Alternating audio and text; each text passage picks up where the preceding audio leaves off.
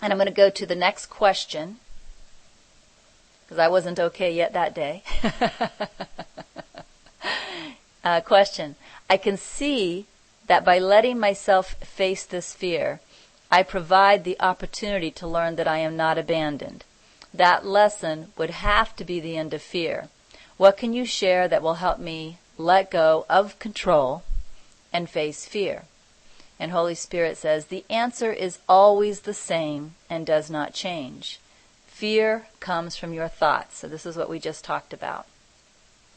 To lessen the hold fear has on you, your thoughts must be quieted.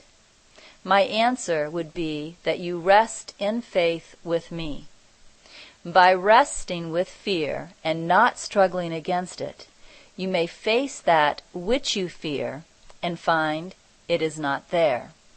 And again, that which I fear, remember, is that love has abandoned me, or that I cannot be happy, that most certainly I'm going to be unhappy or suffering. So if you face your fear by resting with fear and not struggling against it, then you will find that what you fear is not there. That which you fear is simply not there. And it is this discovery that ends all fear forever. And again, keeping in mind that what we really fear is that we will most certainly be miserable. Okay, this is the core fear, that I will most certainly be miserable because, again, I am not worthy of love. But when I learned that the only thing that is making me miserable is my own thoughts, and I learned to rest my mind and not trust and believe those thoughts, well, then I am going to be happy. So I learned that what I feared most was nothing. It was a puff. I was only fearing it because I was believing these thoughts in my mind. Because I can be happy. I can be at peace all of the time, in all situations, if I learn not to listen to the ego's thoughts in my mind. And again, Holy Spirit is recommending that we do this by resting the mind. And let's see. Laura Blue says, your next question is extremely funny. Oh, he's ahead of me. Can I face my fear too soon before I am ready? This is a fear of facing the fear, he says. Okay, so let's go look at my question. And it may be extremely funny, but I know it's not that unusual. I've heard this question from others as well. There's a fear that we may practice what Holy Spirit asks us to practice and then find ourselves in the middle of something we can't handle. So this is actually a common fear. So again, my question was, can I face my fear too soon before I am ready? And Holy Spirit says, in this, you are asking if I will abandon you because you came to me before you were adequately prepared or before you were fully worthy. This is impossible. Whenever you come to me, you will find that I am here. There is never a time that is too soon. There is never a reason for me to abandon you. Such thoughts are impossible. I cannot turn from you, for I am the pure and innocent love that is you. I am all that is left, when all that is not love has been left aside as useless to you. Now, at the time of this writing, we're looking at November in 2005, I did not yet have the understanding that every experience I have comes from me. So what I was really fearing here, I still saw Holy Spirit as separate from me. And I feared that Holy Spirit being my enemy, because this is another thought that's in the ego mind, that really Holy Spirit is our enemy. That really Holy Spirit is going to ask us to sacrifice.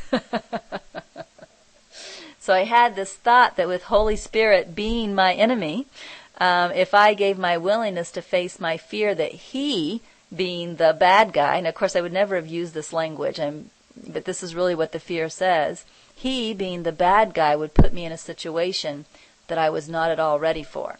And this is what He is answering here, is that particular fear. That, it's impossible for me to be in a situation I'm not adequately prepared for, because all situations come from me. So that's an impossibility. It is also impossible for me to be abandoned by Holy Spirit, or for Holy Spirit to become this enemy. because Holy Spirit is the pure and innocent love that's in my mind. Holy Spirit will always be my helpfulness. It will never be my enemy. Let me minimize my Regina.Akers.com so I can see what Christian and Laura Blue are writing. Gina, stop yawning. Don't know what you mean by that, Christian. But Laura Blue, he's quoting a great sentence. I am the pure and innocent love that is you. I am all that's left when all that is not love has been left aside as useless to you. Yeah, I like that sentence too, and I like the as useless part. I love the as useless part. So when I'm holding on to a thought that says I need to make demands to make sure that the people who are in my household do dishes the way I want it done, for example, I'm seeing that thought as actually being very useful to me when I'm holding on to it, because I'm thinking that this thought is my salvation, that if I can demand and control everybody in my household to do dishes the way I want them done, that I will be happy. So I'm actually seeing the thought as very useful. But in fact, it's ego and it's the thought itself that's keeping me unhappy. So when I see that thought as useless, when I see the idea that I need to make people do dishes a certain way as useless, and I let it go, that's where my peace comes from. This is when we're getting in touch with the pure and innocent love that is us. And I'll tell you how you know if you're getting in touch with the pure and innocent love. It's that you love. That's the simple answer. As you look and you love at whatever you're looking at, well, then you know that you're getting closer and closer to that love that is you, because that's the filter through which you're seeing the world. That's the filter through which you're experiencing. So when you look and you love, then you are getting very, very close to the love that is you. I'll just let go of the mic for a second and see if anybody else has anything they'd like to share before we go looking for the next message.